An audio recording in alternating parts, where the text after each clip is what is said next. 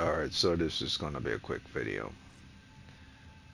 Probably about 30 minutes, 20 minutes, depending on the network. If the network start acting up, I might play for longer. But this is basically me just having fun today. Don't really need to. I don't really need to stream Warframe, to be honest with you. I just play this on a regular basis anyway. But I was thinking about something. I'm like, okay, what if I give like a quick rundown of the timeline of Warframe? Sure, there are plenty of videos out there, but most of those videos are super long. So if you like want a 5 minute rundown of the entire Warframe history, I was thinking maybe I could do something like that. I don't think I've ever done that before whatsoever with regards to Warframe whatsoever at all. Let's see.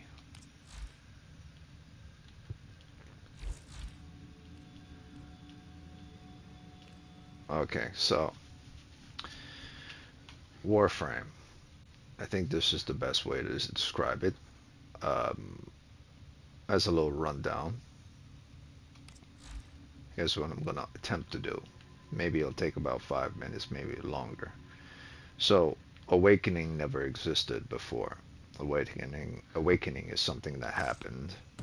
This happened far into the future of reality for the company. But chronologically, awakening in the game is something that happened in the past during the period of the old war. So you could basically say the reason why they always put this at the front, even though this was done way, way after all these other ones, is because in the game, chronologically, in the timeline of Warframe, the awakening was the first thing that happened. All the Warframes went to sleep, all the operators disappear, and for decades, the Grineer and the Corpus fought each other. So that's a Operator, description of did you this. hear that? It said cosmic background radiation is a riot. Or this will probably pop in every now and again. So the my attempt is the quick description. So here it goes. I'm probably gonna fail at this, but here it goes. Let's say something happened way in the past. Um, there's no definitive time in the past, but it happened way before there was even origin system. Before it was called that. Let's say the system is called now the solar system. And during the period, something devastating happened on Earth. I don't know what it is. They never clearly define it. Could have been atomic bomb. Could have been the Hellmite from Dark Sector.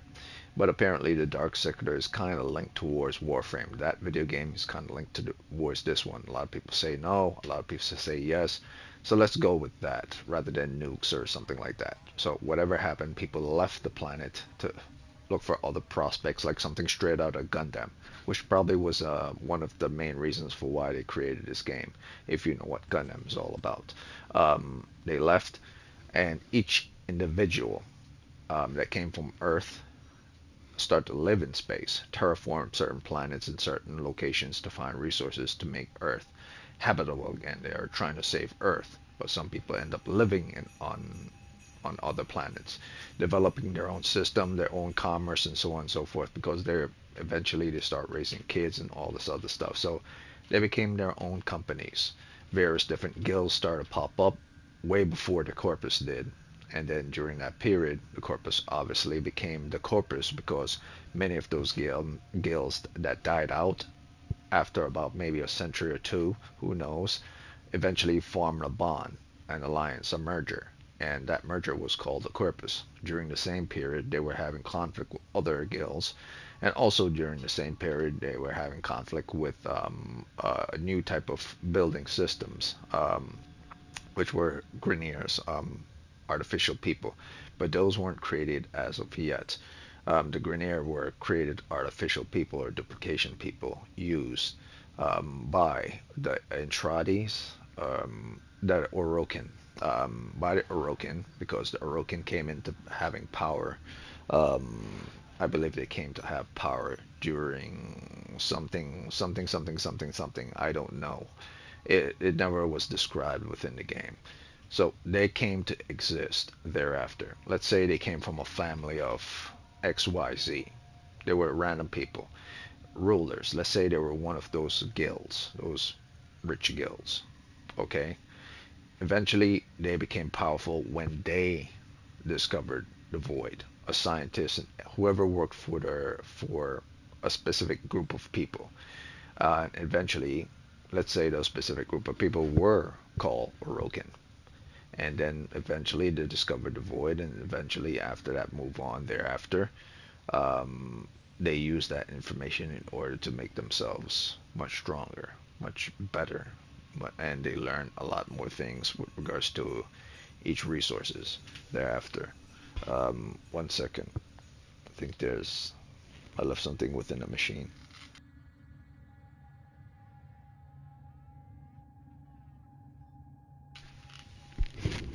Okay.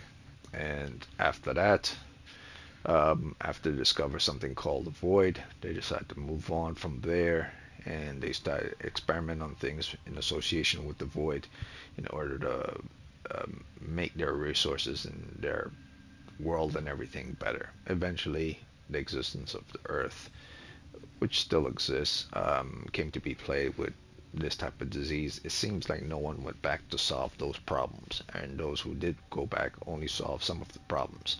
So the mutation that happened on Earth eventually changed a lot of people who used to live there. A majority of the humanoids or human people eventually spread out throughout the system.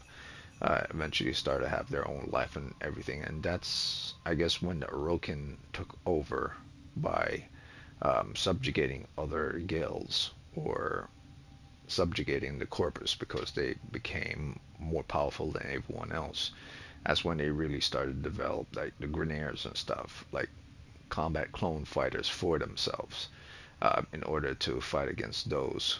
I'm not sure if Corpus at the time, but others who their enemies who would come to try to hurt them. So Grineers were like stormtroopers and stuff like that. Moving on from that, the whole void thing continued, more experiments, and eventually they came to discover infected stuff in association with the void. They took those products.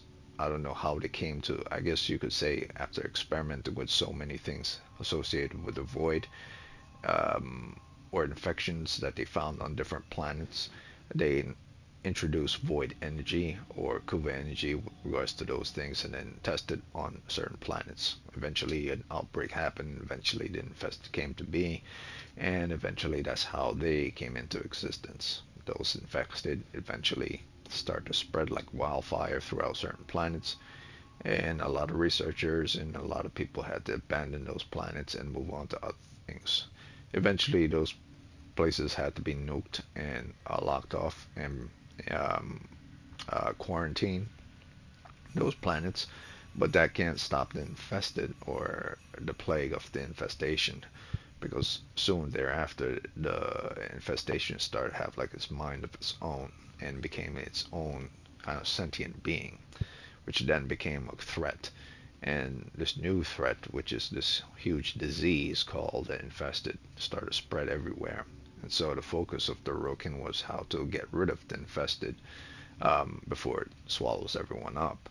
Eventually, the Rokin used the infested DNA from what they caught from certain infested types, and from their tech, they decided to develop compounds in order to create strong fighters in order to take care of those situations. Um, those situations failed, and those people went crazy and eventually went nuts, and they died. Uh, but eventually, they managed to quarantine some of those things. Now, it's during this period when all this is happening, they had sent out machines on other planets to terraform. This is way before Infested, and those machines that were sent out eventually stayed out there for so long, some within Void, some in other places, that they eventually, I guess you could say, they were abandoned and left to exist on their own. That they developed and multiply using their own technology in order so they could keep processing their work and keep developing their existence. Eventually, that led to a very bad idea because they themselves start to become awakened due to the multiplication of themselves. Thinking machines start to develop their own consciousness after they start to develop themselves for themselves. And they saw those who created them as a threat, and that human beings were a threat to everything in existence. But they also saw that the infestation was also a threat as well.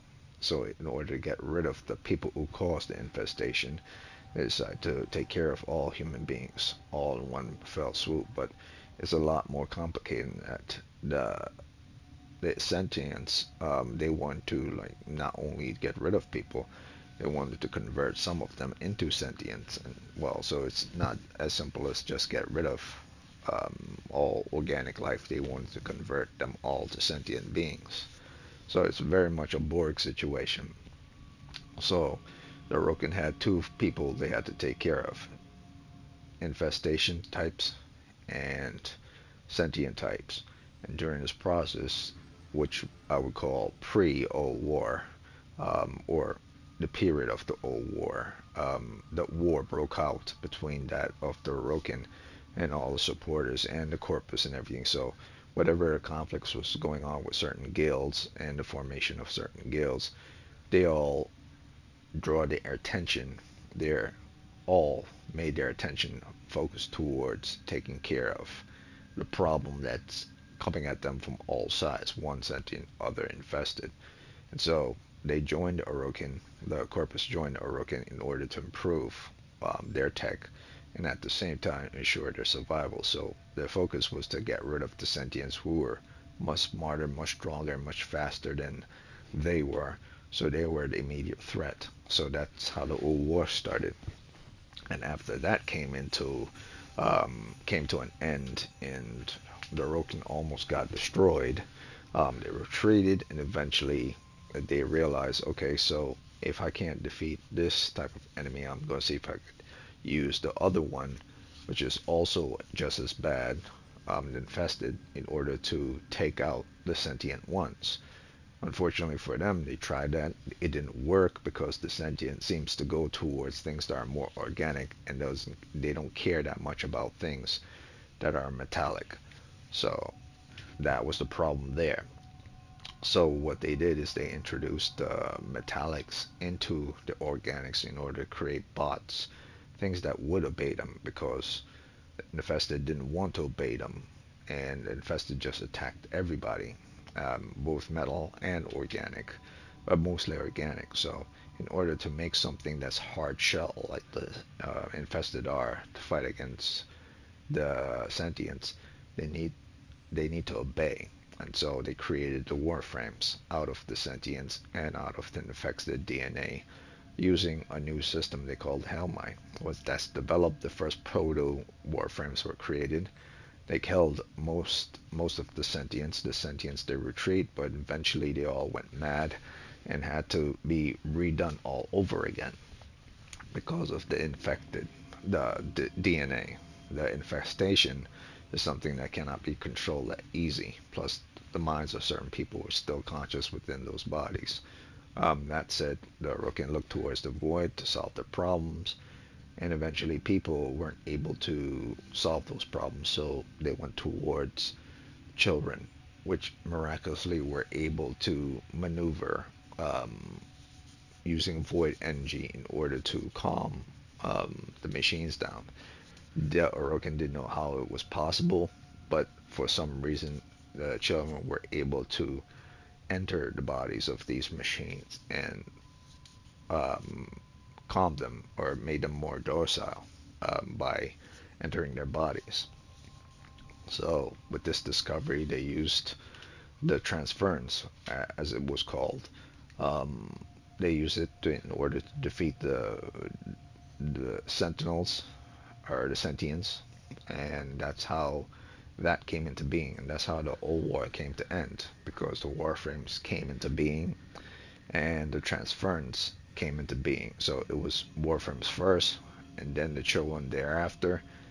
The children secured the future for the Orokin, otherwise they would have all been killed by the sentients or the infected. But the Warframe, because the Warframe was so powerful, they beat back the sentients.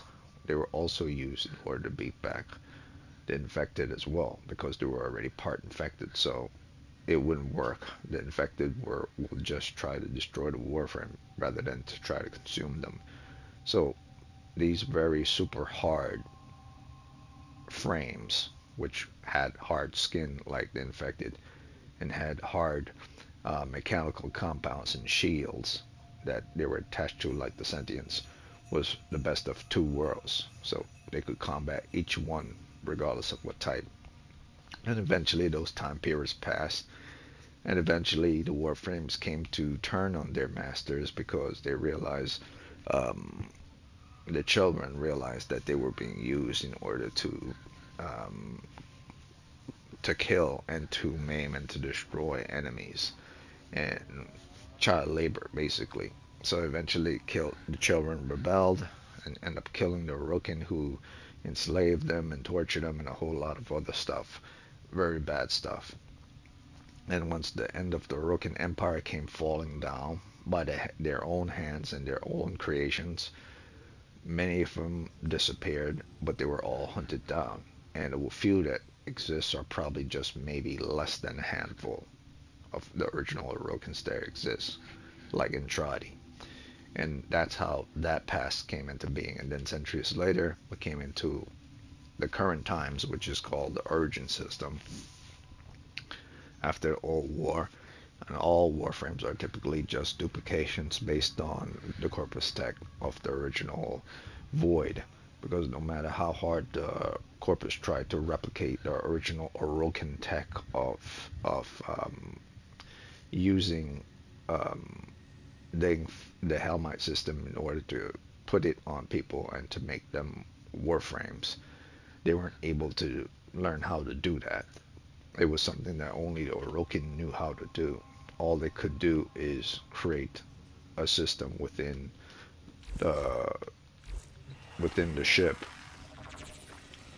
which was the foundry, which they created a foundry, and the founder was able to duplicate the blueprints that they found in old Orokin artifact places. And by finding blueprints, like say this blueprint right here, they were able to simulate those blueprints based on original Orokin idea of what a Warframe type was, based on the chassis, arm, and stuff. But tech that was used to create them, or fashion them, or manipulate them, or build them, wasn't the original Orokin tech. It's corpus tech. That's why every time you build a Warframe, it's not really a prime, because it wasn't made by Orokin technology. It was made by corpus technology. And so the future moves on some more and some more and some more. And eventually certain situations happen. We get to meet a stalker, try to kill everyone. Every now and again, we don't know anything about him, but eventually we start to learn a little bit about him, that he has some issues with Warframes in the past. Um, Not much flush out with regards to him other than his past, in association with the Warframe known as Jade. But before that was even introduced, he just tried to kill the operator, and the operator was found in the War Within for the first time. So the game played as the game played. Warframes were acting autonomous until the discovery of the operator, the first transference being. And once Warframes start to seek out those original echoes of fissures, or should I say, life pods, original life pods of operators. Those operators basically came into existence, and the transference process happens.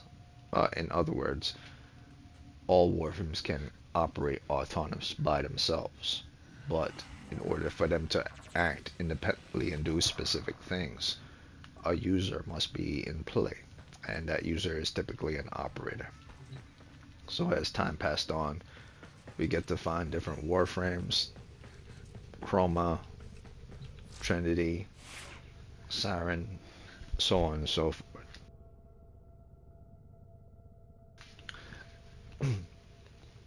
And afterwards, certain stories, even more stories, start to play out. What's going on here? Even more stories start to play out. You start to have your first introduction story, which you discovered when you played the game, and this was Vor's Prize. And then eventually, as time passed, you get to have other situations such as Voxelaris, and this is a place that is on Venus where people work for the Copers in order to slave for them and build technology for them, terraforming planets for them. And of course, there are also other missions as well. So that's basically the whole. New alert marked on navigation, Tenno.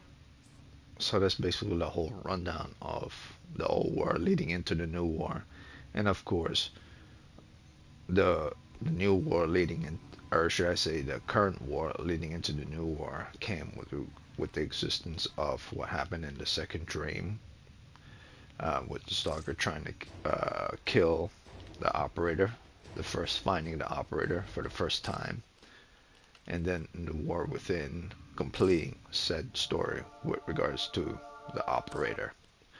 And that's how we came into having the operator and more backstory on the stalker. And then moving forward, we have a couple of other quests with regards to Warframe leading into the new war. So basically, everything were all, even though they were all main quests, like Harrow. Harrow is associated with the Man in the Wall. So after the War Within, which is after Second Dream, which first found the operator, and then the quest of the operator was completed in War Within, we then go into Harrow's whole backstory and who he is in association with the first introduction to a Man on the Wall.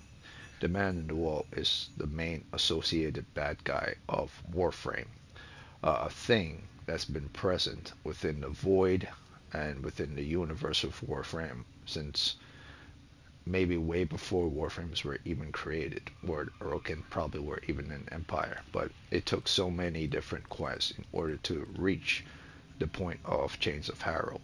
And so once we learn about the Man in the War, every other quest thereafter was slowly leading into fleshing out the Man in the Wall.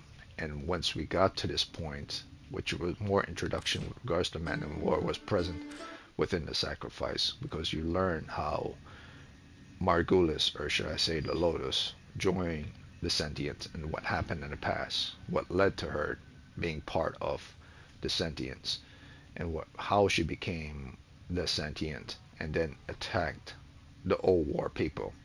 And then after that was all fleshed out and left the prelude to the new war, which was Chimera, Era, and Maker, which are all elements of the past associated with what's going to happen now in the current times. These were basically, damn, I must be getting cold. These were basically informations of things that happened in the past that needed to tie up, loose ends that needed to tie up. Chimera, Era, and this. These are all people from old war times, or people that came directly after old war times. So all of this of the old war were wrapped up within the new war. So whatever happened in the past, where all loose ends were tied up here, and that's the new war. And the new war is basically the new time period that we're living in right now. The new wars that are happening right now is no longer about Orokin. It's no longer about, I would say, the Greniers, because they were queens and stuff in the past. It's more about new frontiers and new directions and new worlds to explore, associated with the Man of the Wall because he's not revealed. So the new everything that came directly after the new war are simply to move forward to another piece of the puzzle. So you could basically say by the first time they're introducing the man in the wall, it was the first pivotal point, because he was also introduced here as well, is the first transitional point of Warframe, letting go of the past and moving into the future. So after the New War, everything, Derviri, Zariman, of course, Lotus Eaters, and Whispers in the Wall, all these future, and of course the latest one, the Hex, were all elements of things that are happening in the current times as we're speaking, in association with the Man in the Wall. So the introduction of the Man in the Wall in the Harrow story, or whisper of the Man in the Wall in War Within, because he was whispered in War Within, then fleshed out more in Chains of Harrow. So, like I say, introduction of the Man in the Wall here and here is the beginning of his story, and in the future they will end his story. Everything before, I would say, anything before second second dream, from second dream going backwards, all the way backwards, aren't things related to Man and Wall, but from War Within and Chains of Harrow are things related to Man and Wall, and thus his story proceeds thereafter. And that's basically the whole gist of what Warframe is. The end of an old era and completing those stories, and the beginning of a new era. And now the new eras, the whole purpose of Warframe as of right now is to finish off the Man in the Wall story. And once his story is done, Warframe will then transform into something new again. Because the first transformation of what Warframe originally used to be was the second dream, because they introduced operators. So that was the first transformation, big transformation from what was an autonomous robot into something that was no longer tied to an autonomous robot. It was something more about transference and using different melee stance and different modifications and syndicates and so on, and a lot of changes. And the only thing that kept the same were the foundations. The foundations were kept the same, but many things thereafter were changed. So after the defeat of the Man in the Wall, which will probably be in, I don't know when he's going to be defeated, a lot of change will be shifted from how it used to be then, whichever time period that'll be in the future, into something new. Because everything that really changed was when operators were introduced. And I believe when the Man in the Wall gets defeated, it will be a major change to Warframe once again, to be something completely new again. It'll probably no longer be about operators anymore. It'll be something completely different. They tried to do it in the Hex with regards to these guys, proto frames, but it's still tethered to the old ways of doing. Transference is still a thing. The warframes and the warframe behavior is still a thing. The void is still a thing. So the void was present from the very beginning, leading up to the second dream. So the void might actually always be there, but everything thereafter the void has always shifted. So after the Man in the Wall is defeated, the void might still be there, but it'll be another major shift from transference and operators to something different. It will no longer be about operators, because before operators, it wasn't about operators at all. It was just about the warframes, and then the operators were introduced, and it was no longer about warframes anymore. It was about operators. So that's basically it. That's the rundown. I thought it was going to take like 10 minutes, but you're talking about the entire history of this game in like a short period of time to get a gist of it. So that's all I could say. So now I'm going to just play and have some fun.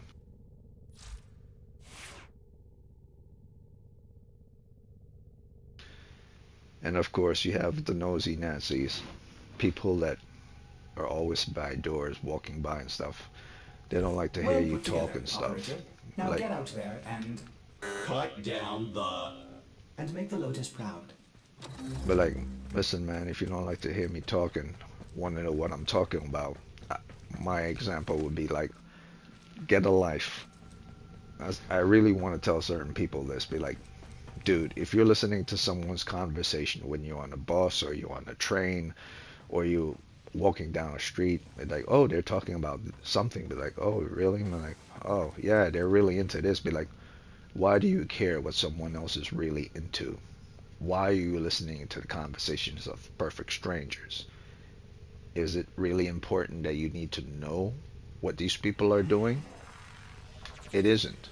They are just people that exist on this planet like that who have no life, who have no purpose, or their purpose is stationary to manual operated things, such as jobs. They go to work, do the work, come home from work, relax, into everyone's business, then they go back to work and repeat the same process. It's no life at all. So I'm just gonna play the game moving on forward. I'll probably just do a whole thing. Oh, I forgot. I am supposed to. So that was basically a rundown of a little Warframe history, a real quick one.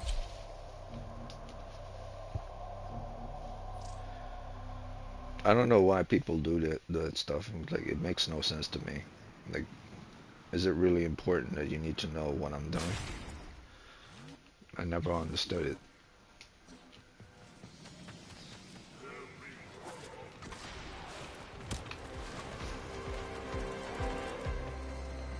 Oh yeah, after this mission I'm going to probably name off the animes I'm going to be posting next week. There's only going to be like 5 of them, which is incredibly crazy to me. Ridiculously crazy, since there were like 25 to 30 of them that came out in January, and only 5 of them were actually good. It goes to show you how pathetic the business of anime and movies have become. Everything is a repeat.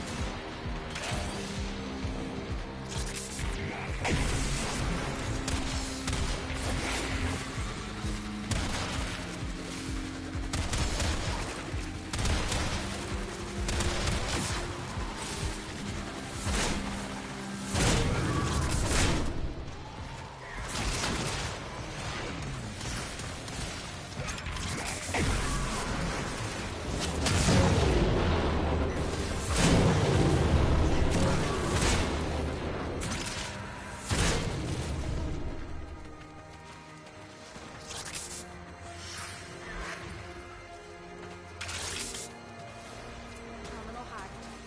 Speed movement.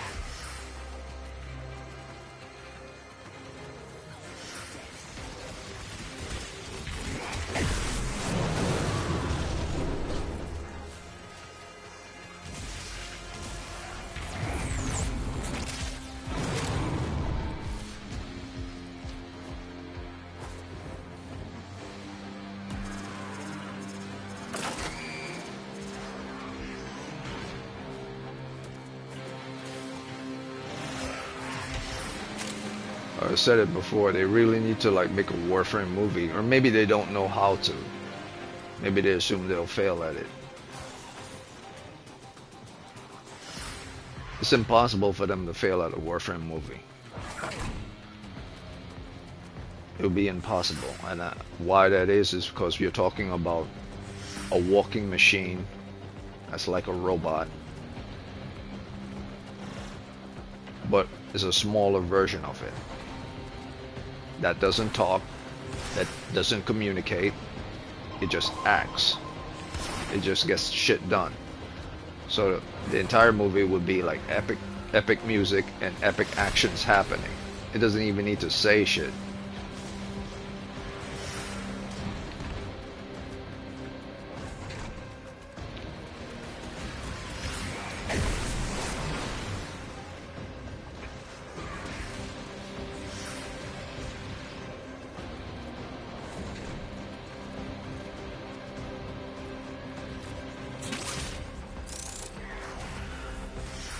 Area completed.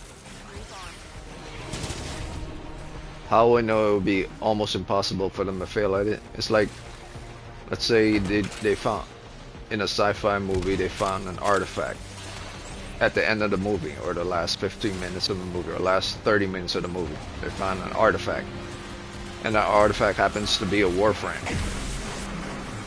You know how epic that would be if, like, the entire movie you didn't know that it was a Warframe movie you were watching. From the moment you start watching the movie, you thought it was some new sci-fi movies that was pretty cool and different, but the last 30 minutes they pop out a Warframe at you, and you would say, wait a minute, what the fuck? I know what that is. Like, are you shitting me? This is actually a Warframe movie? It's impossible for them to fail at Warframe unless the person who's directing it is incompetent. Because the Warframe doesn't need to speak. It doesn't have to be Superman or anything. It just needs to get shit done and take care of everybody.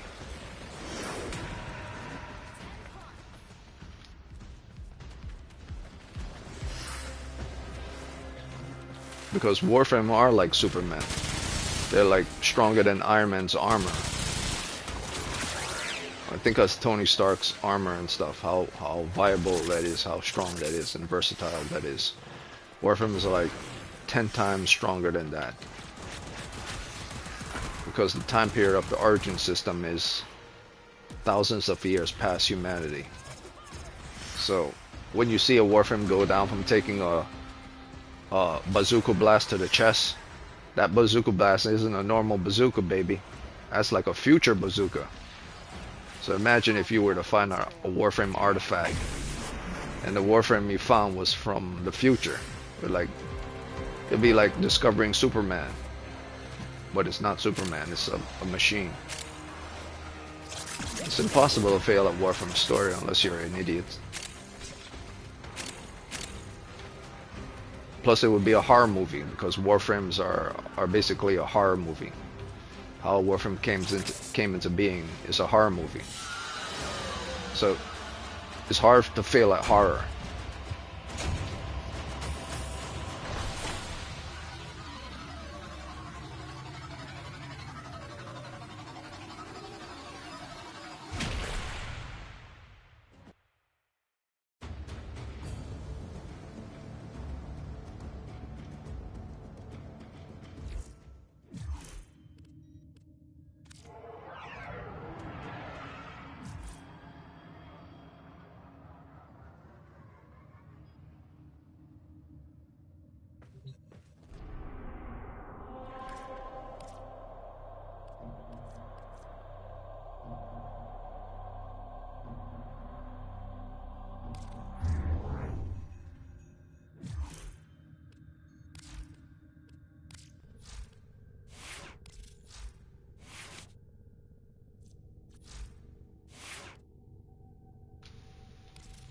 I mean, really think of.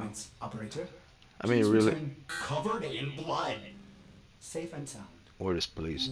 I mean, really think about it. If they made a movie about Warframe, but no one knows that the movie is a Warframe, and everything that they're showing in the movie are breadcrumbs leading to the Warframe, it'll be great because all this will be part of it. They just won't describe it in the way it's described here. This, everything, how they're organized will be part of it. It just won't flesh out that way in the film. And then when you come to the end of the film and you realize it's a Warframe, it's like, oh yeah, that makes sense. Why is this thing using just 3 weapons? Or why are these things in this square form? And why is it called an aura thing? It's a nice little tricky way to make the film work without revealing that it's a Warframe film. But you have to know how to do it. And that's the problem with the current filmmaking industries when it comes to sci-fi and fantasy. They're all idiots. It's like they need to go back to the James Cameron school of science fiction making. Like, did you not learn anything from James Cameron at all? Did you guys not learn anything from James Cameron at all when James Cameron was making Aliens or the Terminator? Not the James Cameron of today, not the Ridley Scott of today, who they used to be in the past. Go back, read their books, and watch their tutorials. And more than anything, listen to them in their commentaries for their films when they were Operator, younger. the system needs you. Will you begin another mission? It's not hard at all. You just have to have a vision, a clear execution, and you have to not just spell it out for your audience. Let them enjoy the reveal. Like, look at, if I was to make a film, or if someone was to make a film of Nova, just this Nova, exactly with this exact same skin, the exact same skin, the exact same behavior, exact same armor set that she's having on. Everything she's rocking right now is in that movie. And then at the end, you see her come out. You say, oh shit, that's Nova. And she's wearing this armor, and she's having this, and she's having this, and this, and this. Thereafter, they have tons that they could flesh out thereafter. But everyone who's a fan would already know this. But in the movies, regular Joes, people who've never heard of Warframe or seen Warframe, they would think that's a cool looking robot design. And why is the robot having things coming out of his body? And why is everyone automatically are slowing down for some reason? And why does the robot seem to be moving in the sky in slow motion, moving from place to place in slow motion? And why did the robot teleport behind the enemy automatically like that? What Nova can teleport using her warp. How is all these things happening in the blink of an eye? It doesn't make sense, and this is a robot. And then the robot put his foot on the neck of the enemy and crushed his head just like that. And it doesn't say it nothing. It stares at you like some creeper and stuff. And then you start to get panicking, and then it start walking towards you. And then you start running for the hills, and it just keeps walking towards you. And it's this close towards you. And you start putting up your hands out because you think it's going to lift its fist and punch you in the face. And then it just walks by you. There's plenty of ways to make a damn movie great. You just have to know how to do it. Like, I swear to God.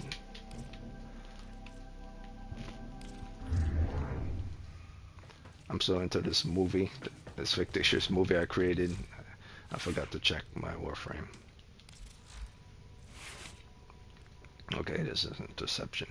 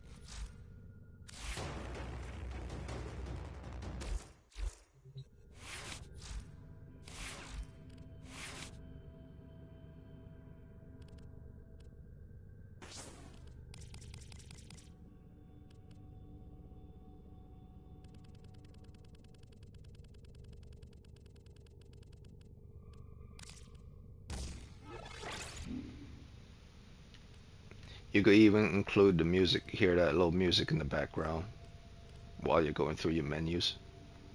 Hell, you could even cut off the music itself and just play the whole beating of the engine of the ship. People who play Warframe will know that specific beats. You could do many breadcrumbs. It's so easy.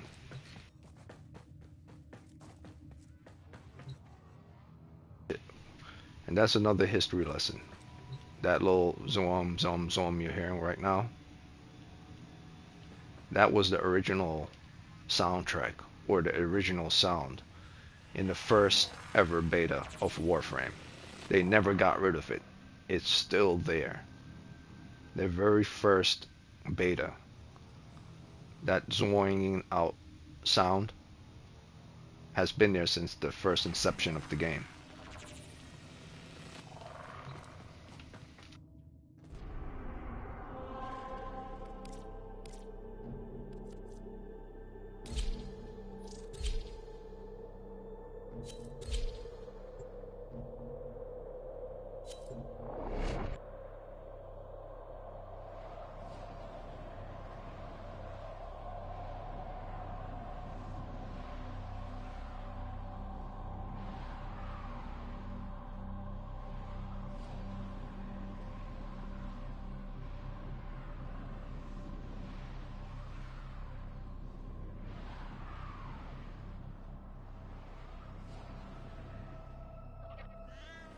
This facility is a communications crossroad for Narmer. Listen in. Okay, I completely forgot. I did say for the people that are in my clan, what are the animes I was going to post. So I'm going to say them real quick, if I even remember. I should have them within a doc right now. There's about four of them. I said five, but legitimately there's four of them. One is um, Zenshu. The other is Dragon Ball Daima. The other one is something hotel. Something hotel. Where is it? Come on, load.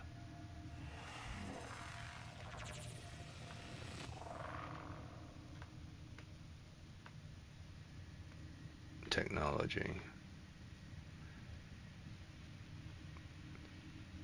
Tasukare Hotel. That's the third one. And the fourth one is is Zeshu, or am I saying that correct? Zenshu. Tasukare Hotel, Dragon Ball Daima, and the fourth one is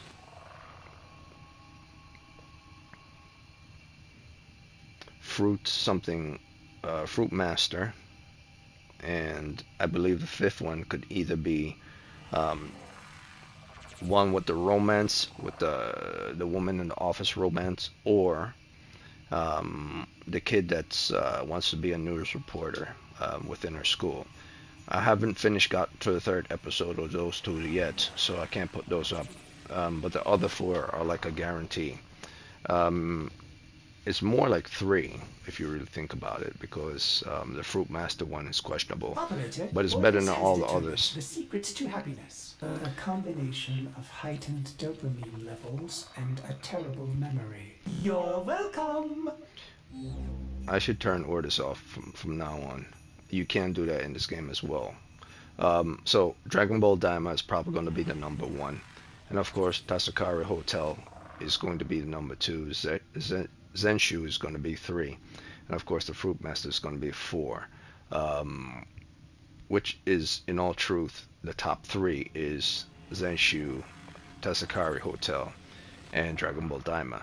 Now, out of basically 25 to 30 new animes that came out in January, there's only three or four of them, possibly five, that's actually good. There's something going on in Japan that's terrible, because I've watched so many of these animes. The Medalist, I just finished watching Medalist yesterday. I couldn't get past the first episode because it seems like some type of weird pervy stuff that was going on. But then I thought to myself, no, it's not weird pervy stuff. It's just like this grown ass adult is chasing after a little kid because he wants to make her a better skater. But if you're looking at it from the outside point of view, in reality, it would be like a grown ass person bullying a kid. So I was like, nah, that don't smell right. And of course, Momentary Lily, I thought that was going to be the best of them all. Turns out they can't even manage their cutscenes. The transition is so ridiculous. And Garcia or Gracia, I've completely forgot that was something else done before in the past, and it wasn't an original. But the point is, there are so many. I thought Farmagia was going to be good. Farmagia turned out to be bad. And then I thought Magic Maker was going to be good, and that's some elsewhere stuff. And of course, the one that people have in the 8s, Sakamoto Days, I feel insulted by that.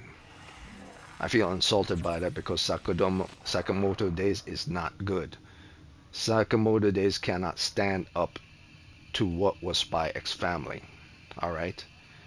Sakamoto Days is kind of in the Spy X Family world, but it's pale in comparison to Spy X Family. I couldn't get past the third episode.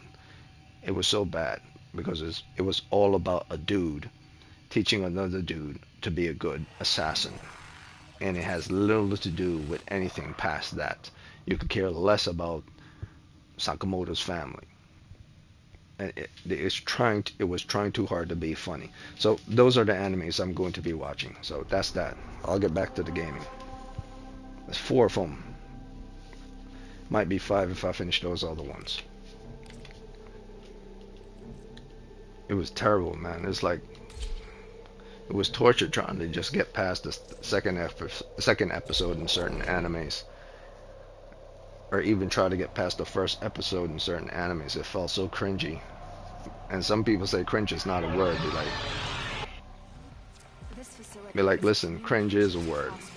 Like, if someone goes to a party and they start dancing something straight out of the 80s, doing some 80s dance at a party that's current in this generation, you're like, you feel this great need of embarrassed. That's what cringe is. You're embarrassed out of discomfort. So cringe is a word of itself that exists. So I laugh at people who try to make themselves seem smart because they're trying to undo things. Oh, like the earth is flat. It's never been round. It's like, okay, you become a scientist and then you can educate people about earth being flat. Until then, you're just an idiot influencer. Bullshit artist trying to make money. And say, I truly believe this. Be like, get the fuck out of here. You don't believe shit. You believe in money. That's what you believe in. Money.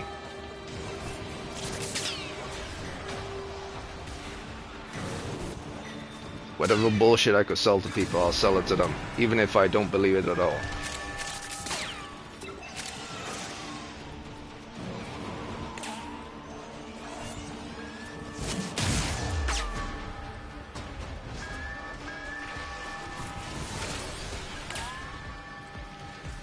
Like, never let any influencer tell you that they believe the world is flat, because they don't believe that shit at all.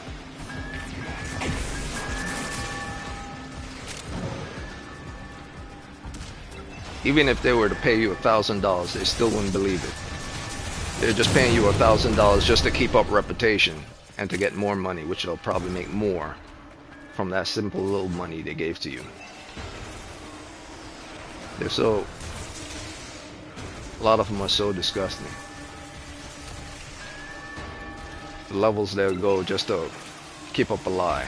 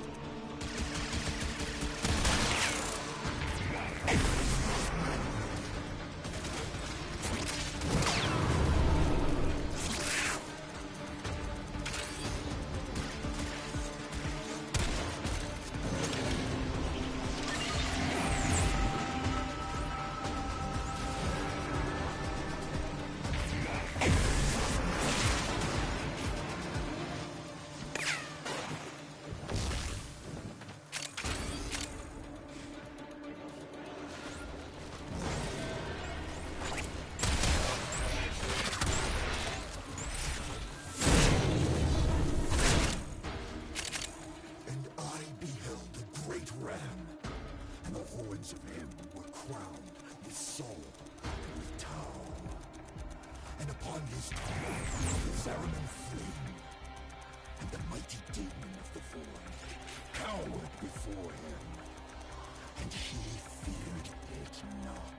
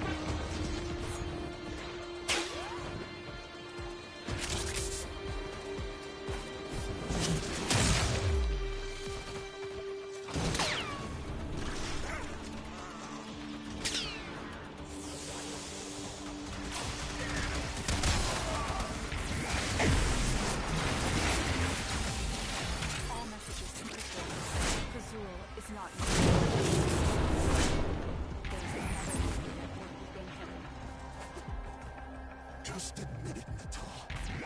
You're scared to face the possibility that I'm right.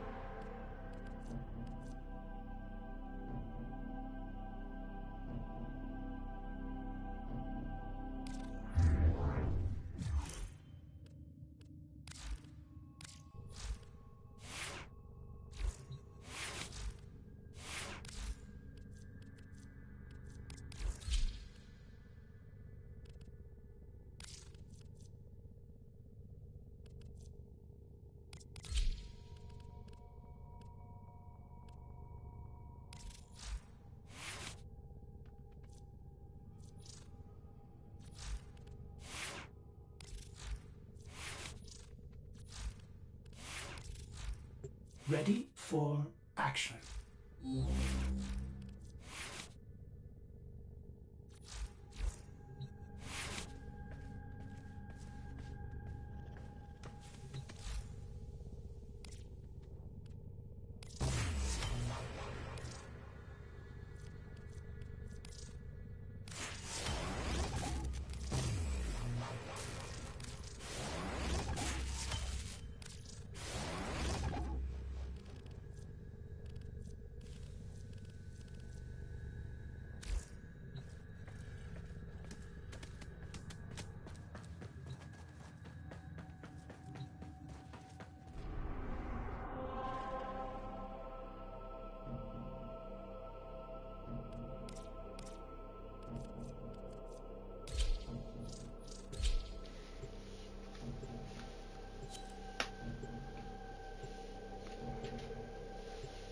Yeah, I've been really busy with those animes, man. There are like so many of them. I want to play all the games, but I know before the end of February, it's just too many. I still got like 3 more to go. 3 more to finish. But they're all so terrible, it's actually been good to me. Be on guard, Tenno. Archon Amar is stalking his prey. This is the grotesque truth behind Thassul's gospel of a new Eden. Sentient beasts ruling over a docile human race.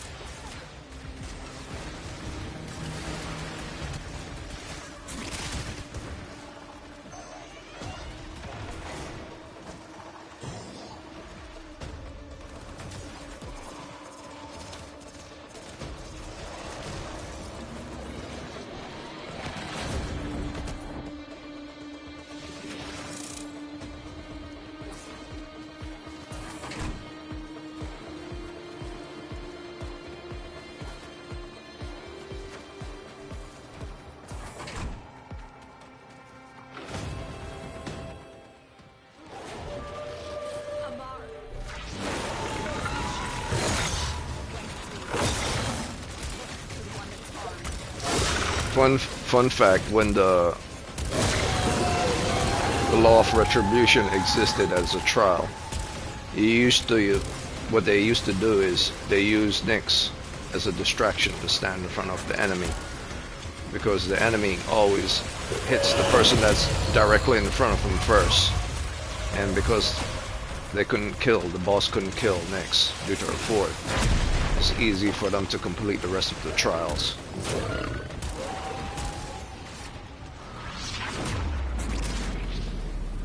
So Nyx used to be a main when it came to the trials, which used to exist.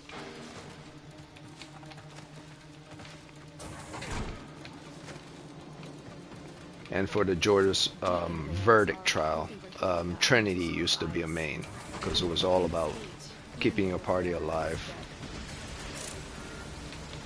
Because the environment was toxic, so you needed someone to constantly heal.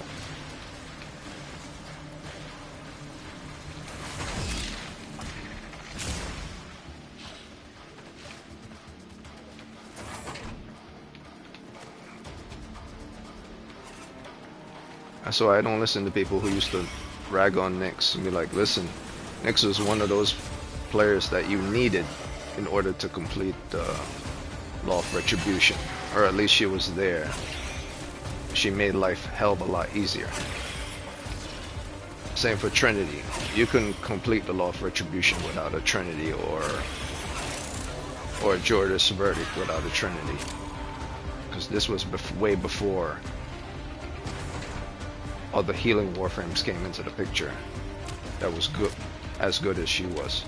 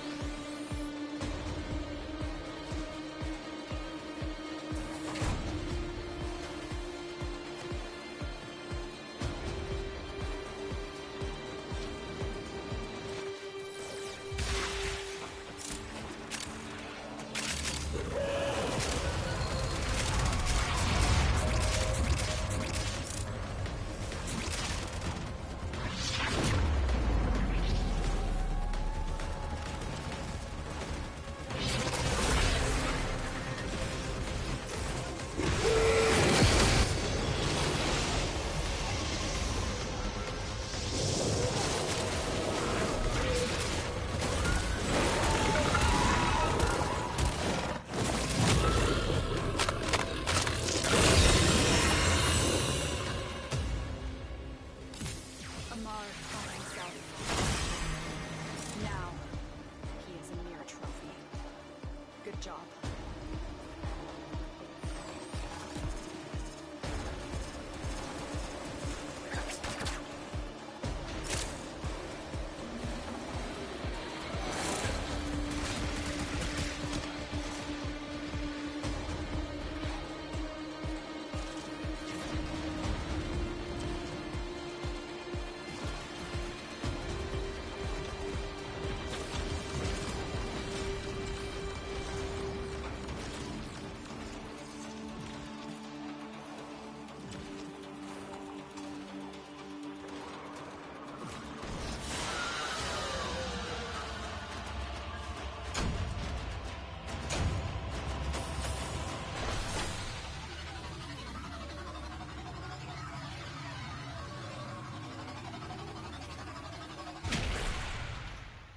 I remember Rebecca Ford during the main person in charge of creative at Warframe said at the Game Awards that we don't know what Warframe is. This is the person that's in charge of creativity at the of Warframe. We don't really know what Warframe is, and that's a perfect description for what Warframe actually is.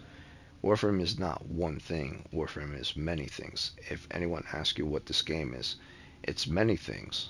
It's basically Silent Hill. It's also Max Payne.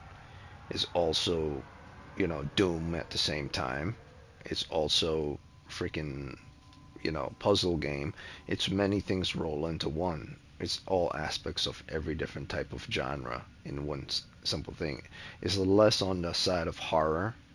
I would say it's less on the side of horror and more on the side of action and adventure. But its elements, or horror elements, are present in the game.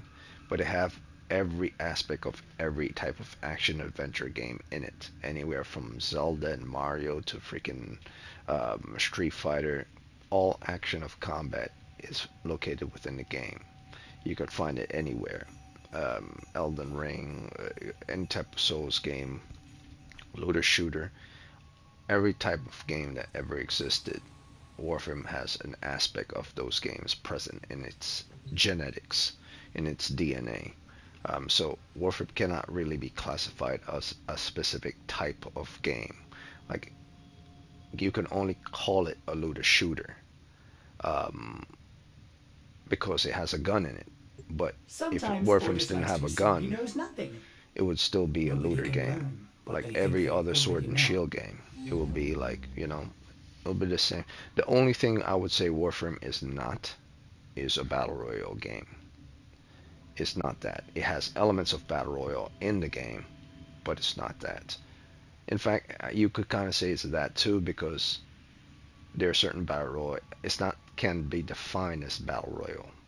I guess that's what I'm saying. It cannot be defined as PvP, but it's everything else that's not PvP. So science fiction, horror, everything.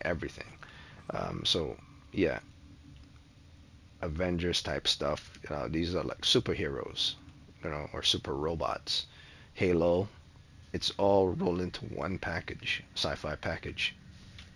Anything. Like if you were to go to a different planet right now, if you look out here and you go to a different planet, on another planet there might be some horror show happening with the infested. People getting consumed like something straight out of a horror movie. There's a lot. This game is a lot of different things.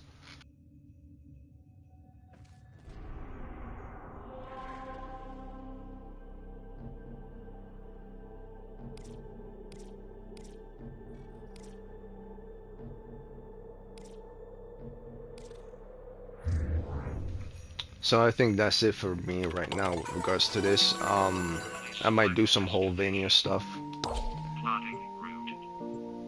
and if my internet stays up, I'll probably do about 30 minutes of whole Vania and then call it a day. Because I have not maxed out whole Vania yet.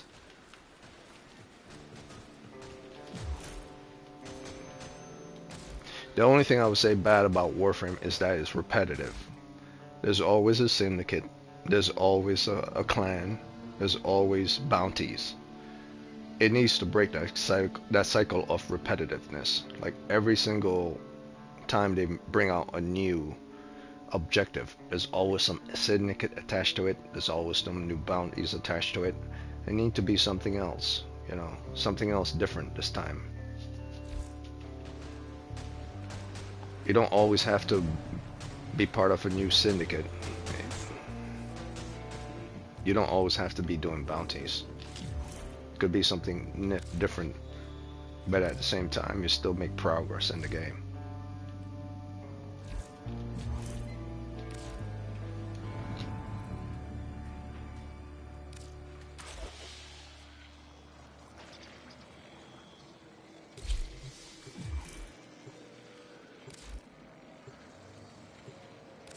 I have a moment.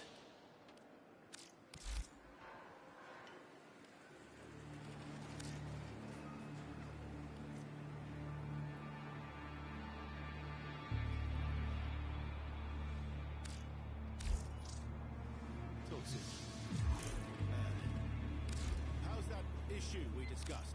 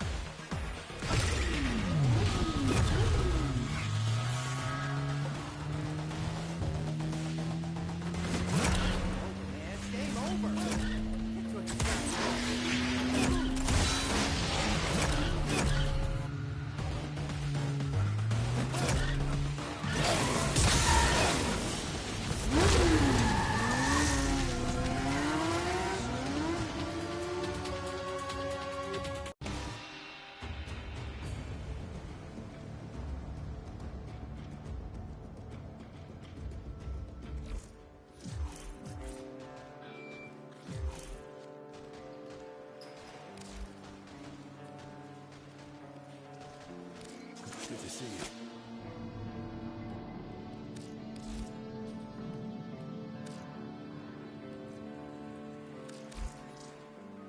Talk soon. How's that issue we discussed? I don't know.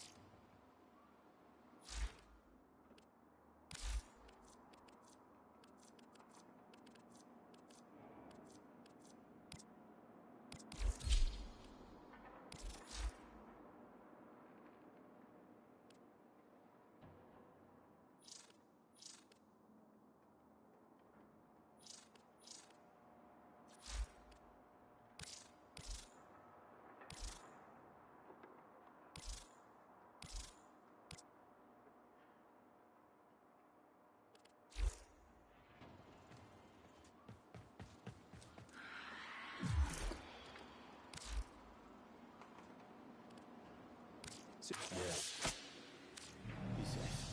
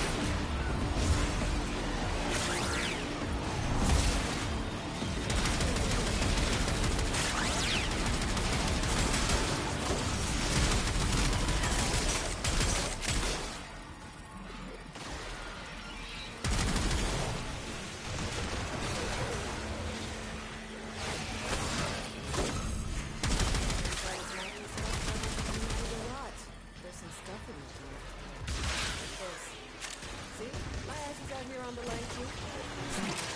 Marketing extraction. You can pull the ripcord whenever you need to. I won't judge.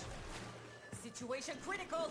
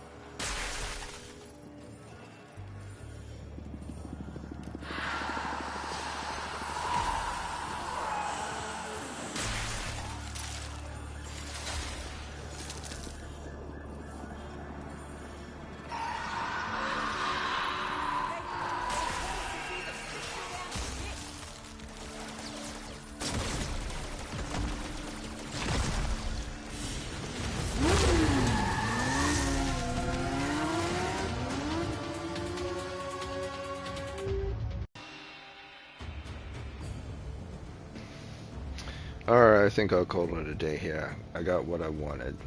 I think that's enough to level up, unless I need the standing.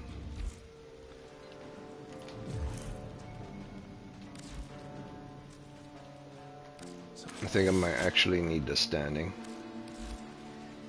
Standing amount is at 25,000. Standing needed. Not enough standing, yeah. Has to be at 99,000. I'm only at 6,000 at the moment. And it can only give me 25,000. So even if I do add another 25,000, it won't be enough to reach 99. So I'll do this another time. But I just wanted to make this video with regards to a little Warframe history. A very, very short Warframe history. And of course, the telling of the animes that I'm going to be presenting come the end of February, or at least the third week of February. And that is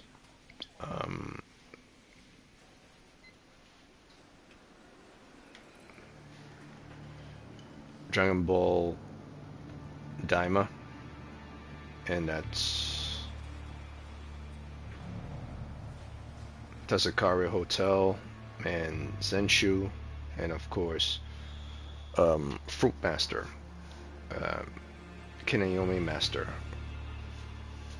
which I'm still questioning if that I should replace that with one of the other three, but it's probably going to be like 4 or 5 of them at best. If those remaining 3 animes are actually worse than Fruit Master, then it'll just be 4. It's strange there's 25 animes and only like 5 of them are actually good. Maybe that's the whole idea.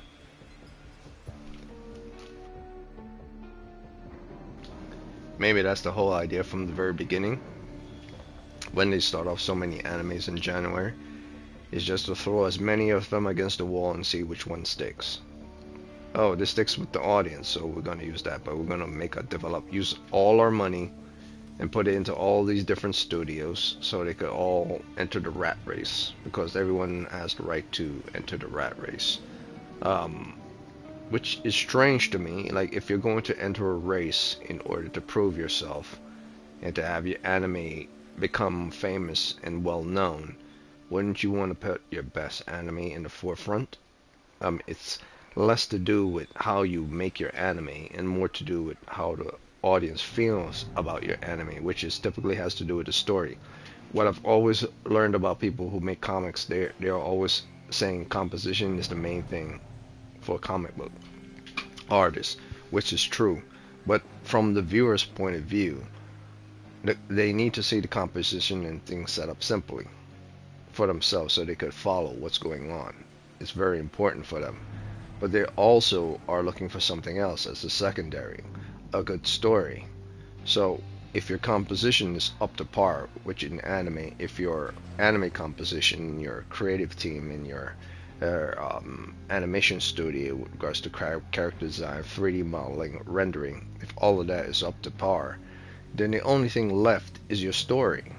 So there's two halves that makes and breaks certain things when it comes to art or in any form of art, whether it's movies or animation, is are your people able to do the job?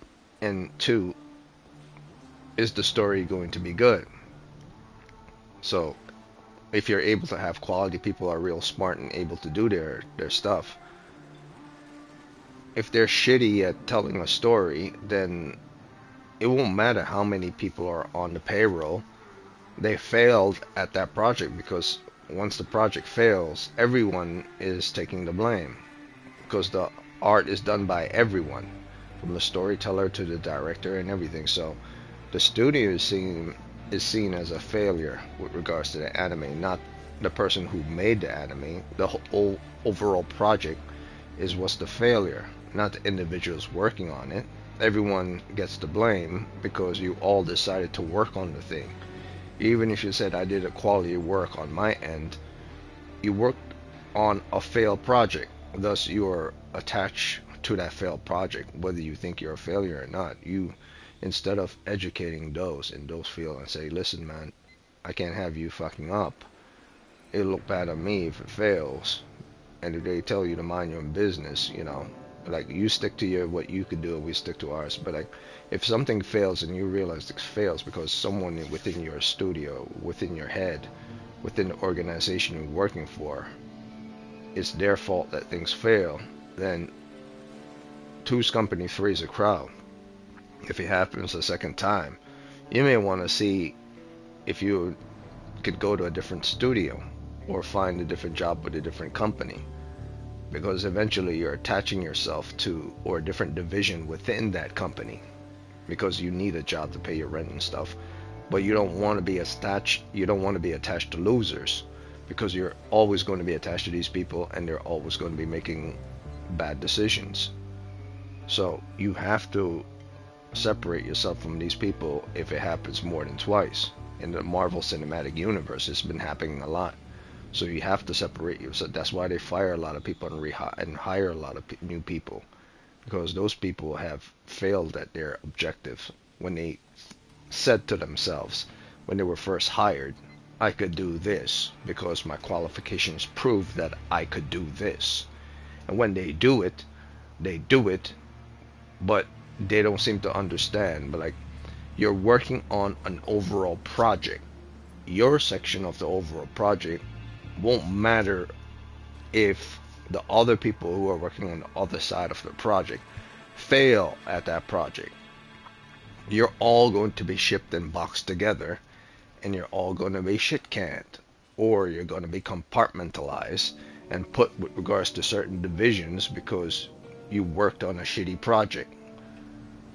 So you're taking the fall because of the people you're working with that are stupid as shit, who came and got hired by the company and said, I'm badass and I could do it better than you, but they failed to understand their aspect of what they're supposed to do is not good. If the storyteller, who's the writer, can't write a good story, it looks bad on everyone. If the person who's doing the 3D model makes a janky 3D model, it looks bad on everyone. If the CGI is off, it looks bad on the people who did the coding for the CGI. If, the character designs, they don't look human in form or realistic. If you're going for realistic form, then it looks bad on everyone else because the guy who created the character is making everyone look bad. So it's not a simple thing of one person failing. It's that one person failing making everyone who's part of that project look bad.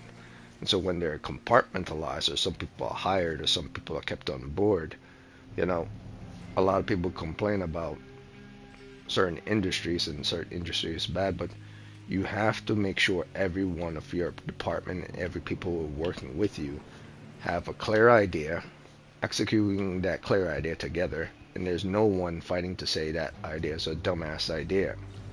And thus they go do their own thing, because that's automatic failure. Everyone is going to fail together, or everyone is going to succeed together. So you all have to get together. That's how things are successful, when everyone is putting their money in and no one person has not put their money in. I don't know what the hell is going on in Japan, but 25 to 30 projects and only like 5 of them are actually good. Like, feel like they have the Marvel bug in most of the Marvel films. All right, well that's it for me. I'm ending it. I'll probably throw in 5 animes. Just, I guess I kind of feel bad that there's so many of them are actually bad. Maybe I'm being too harsh, but I am not. Here's the thing: I am not a creator. I don't create animes. I'm the person looking at what you've given to me from the outside. And if I think it's bad and I don't create the thing that you've made for me because you believe this is what I like, then you have no idea what I like, what people who are otakus like myself are like. So I don't know what the hell's going on. Maybe this is just a Japanese thing, and that's what the Japanese are into. But there are more than Japanese otakus around the world. So what the Japanese might like and thinks is great might be shitty for everyone else around the world. So that's it. That's all I got to say. I'm out.